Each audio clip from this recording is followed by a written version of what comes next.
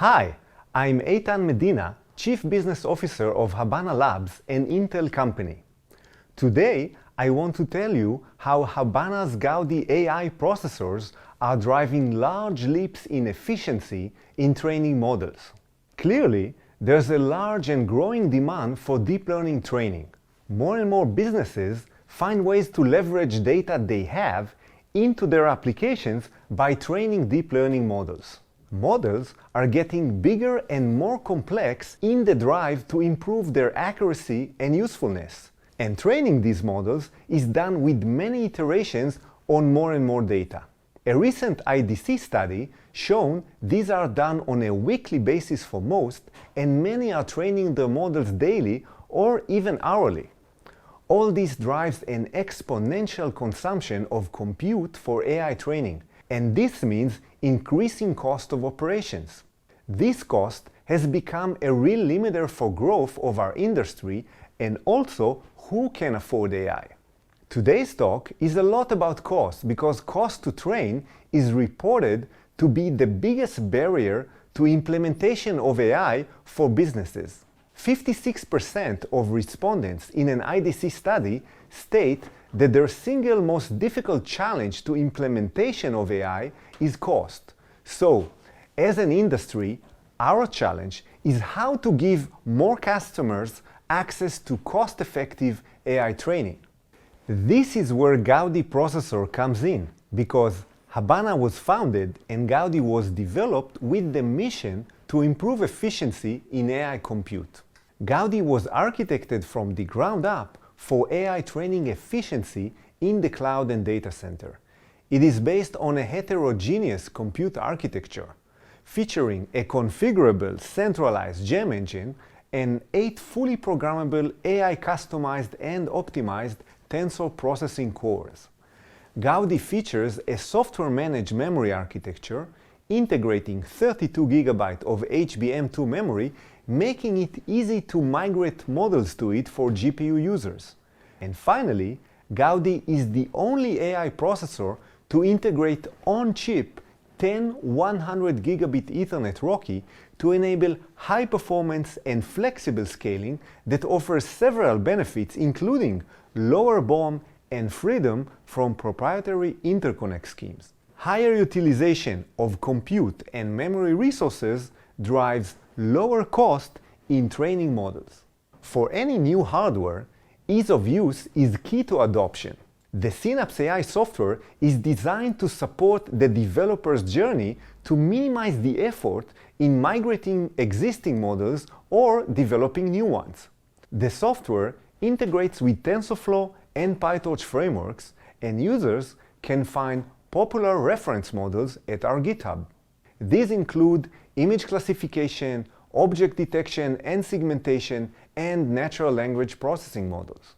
Developers will find open documentation, software tools, libraries, and how-to guides to help them getting started with Gaudi. Advanced users who are used to developing custom kernels for their models are fully enabled with all the tools necessary to do that with Gaudi. Now, let's discuss how does Gaudi enable training more and paying less. AWS has recently announced general availability of the new Amazon ec2 dl1 training instances. These are their first non-GPU based training instances, and according to AWS, dl1 offers the best price performance for training deep learning models in the AWS cloud. The dl1 instances feature up to 8 Gaudi processors and up to 40% better price performance than the latest GPU-based instances from AWS. dl1 users will be enabled with the full suite of Amazon services, including ECS and EKS for containerized applications and Kubernetes services and storage services. Users can easily get started using Amazon's deep learning containers, deep learning AMIs, and soon using SageMaker for a fully managed experience. For end users, a big part of the story here is, of course, the price that Amazon published for dl1. the dl1 pricing is 60% lower than the P4D instance that uses the A100 GPUs. What's inside the dl1 instance? AWS custom Xeon scalable processors, 8 Gaudis with 32 GB of high bandwidth memories, 400 gigabit networking, and 4 TB of NVMe storage. Inside the box, the Gaudis are directly interconnected with all-to-all 100 gigabit links. These instances would leverage the SynapseAI SDK integrated with TensorFlow and PyTorch and the full suite of Habana's tools and support. Developers can now pick up reference models from our GitHub and immediately implement common use cases, such as image classification, object detection, semantic segmentation, and natural language processing. Let's look at some price-performance comparisons using a couple of the most popular benchmarks. We specifically focus on out-of-the-box performance end users will see using popular frameworks and the most recent software available to them. In this chart, we compare training throughput running ResNet 50 using TensorFlow for single and 8 accelerators. The GPU numbers are reported by NVIDIA on DGX machines that are similar but not identical to the instances offered by AWS. Later on, I will show also direct measurements Habana did on the actual GPU instances. What you see here is that dl1 training performance lands in between the V100 and A100. With BERT, we see similar behavior, where dl1 throughput lands between the V100 and A100. Comparing to both V100 and A100 is important, as we know that both are heavily used. Now, let's see how these translate to end-user cost savings when combining the pricing of dl1 versus the GPU-based instances. If we apply the pricing published by Amazon for these instances on these benchmarks I have just shown, you can quickly see the end-user savings for dl1 users. For ResNet 50, you see 46% better price performance versus the P4D and 61% versus the V100-based instance. In BERT, you see a smaller ratio versus A100, but still a significant benefit. This is how dl1 can help end users train more and pay less. To remove doubts about potential differences between DGX systems and ec2 systems, we did something anyone can do, which is to take the TensorFlow Dockers available from NVIDIA's NGC and Habana's and run the models on the AWS GPU-based and Gaudi-based instances to see what training throughput you get. The pricing is taken from the on-demand hourly pricing available at Amazon website. As you can see from this table, we got similar results. The throughput of dl1 lands in between the V100 and A100 based instances, and considering the substantially lower pricing of dl1, you get very significant cost savings, all landing in the pockets of ec2 users who want to train more and pay less. To check for yourself, simply go take the latest TensorFlow Docker containers, spin up an instance, and see what results you get. And we did the same for BERT model with similar results to the previous comparisons. 10% cost savings versus P4D and 54 to 59% versus the P3DN and P3. We used recent TensorFlow Docker containers from NGC and the recommended hyperparameters specified for best results. Of course, different models will yield different results, but we thought this is a good place to start comparing. You can check out our GitHub for results of some 20 models and check what is applicable for your application. Now, we will not be complete with these price-performance comparisons without at least asking how do these correlate with the recent MLPerf benchmark submissions by the different vendors. This slide is a bit loaded, but I put it here as I'm sure that some of you will want to dig in. In the top table, you see MLPerf training time submissions by different companies for A100 servers and by Habana for a Gaudi-based server, and what software was used for each submission. First, you will notice that these lack apples-to-apples comparison, as there are no submissions for TensorFlow for A100. Secondly, if we ignore this issue and still apply the MLPerf training time across these software framework differences, you see that dl1 achieves 20% cost savings versus A100. dl1 achieves much higher savings, 46%, when comparing throughput using public TensorFlow containers provided by NVIDIA on NGC and Habana. For BERT, the differences between MLPerf submission and what you can get using public TensorFlow software are much bigger, minus 145 versus plus 12, and require deeper dive to understand why.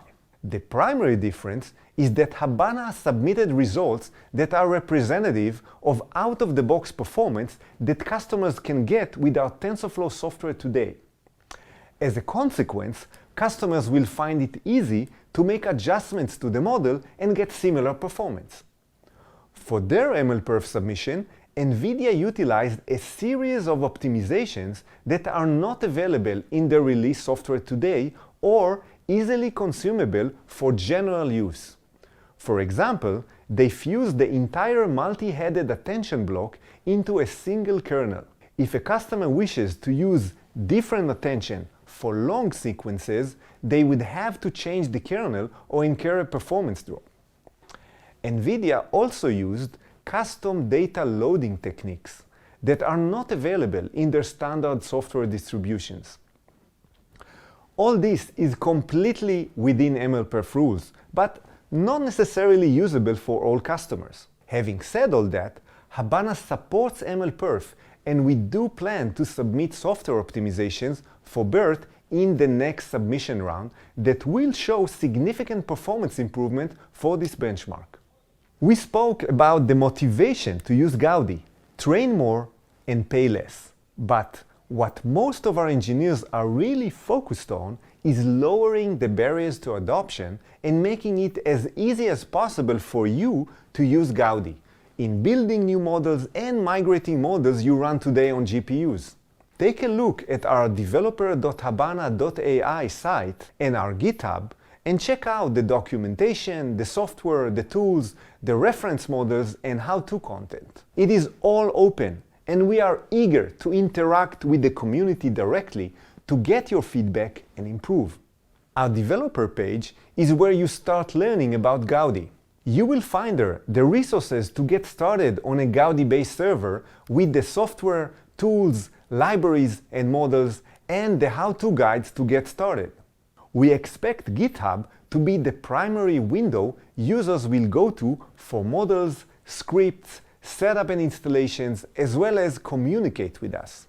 Our profiling tools enable users to visualize and analyze the performance they're getting.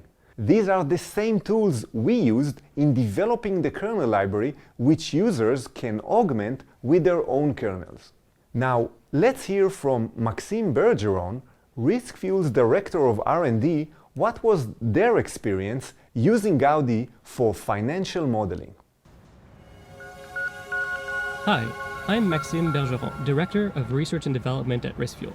RiskFuel serves the corporate financial trading market, providing real-time valuations and risk sensitivities throughout the trading day, so our customers can dynamically assess portfolio value and risk as the market fluctuates.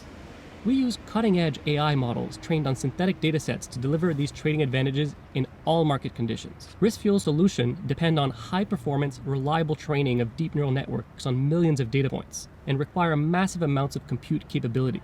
Because this training is mission-critical for us, we worked with AWS and Habana to learn how applying the Amazon ec2 dl1 instances based on Gaudi accelerators to create our DNNs can benefit RiskFuel. The price performance Gaudi-based dl1 training instances deliver means we can train more while lowering operational costs associated with AI computation. Access to more affordable training, in turn, will help us increase model accuracy. We think spending less while training more is a big win for us. And with the resource demands of building and migrating models, we appreciate the ease of use. It's surprisingly simple to get up and running on the new instance with a TensorFlow model by just adding in a few lines of code. And practically speaking, Habana's SynapseAI profiler makes visualizing bottlenecks really straightforward with a GUI that helps us understand what's actually happening in our code. It can provide insight on how we might refactor architectures to make the most of these new processors. Our experiences with Gaudi and dl1 give us confidence that we will be able to lower our training costs while improving model quality and translate these advantages into even more powerful tools for our end users. Here are some quotes from companies talking about Gaudi and dl1, how it fits their business needs for training, and the user experience in migrating their models to Gaudi. We know there is a lot to do in expanding our software, our operators coverage, our reference models and ecosystem, but we believe we have a good starting point today for many customers to see immediate benefits in using Gaudi now.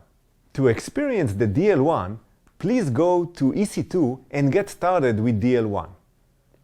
Gaudi is also available for on-prem deployments. San Diego Supercomputing Center announced recently the Voyager supercomputer that will go into service this fall. This supercomputer would use Gaudi-based servers from Supermicro and leverage the native integration of Rocky that Gaudi offers. Every server connects with 24 ports of 100 gigabit Ethernet running Rocky to a dedicated data switch offering low-cost and high-performance interconnect for scaling. For deploying on-prem, please contact Supermicro directly for availability and pricing. This server integrated 3rd-gen Xeon scalable processors with 8 Gaudis and exposes the Gaudi's Rocky ports for scaling out and building racks and clusters for AI training. What is next from Habana? We have lots of work to do in expanding our software. And in parallel, Habana is working on our next generation Gaudi-2 AI processor, which takes the Gaudi architecture from 60 nanometer to 7 nanometer, further improving the price performance for the benefit of our end customers.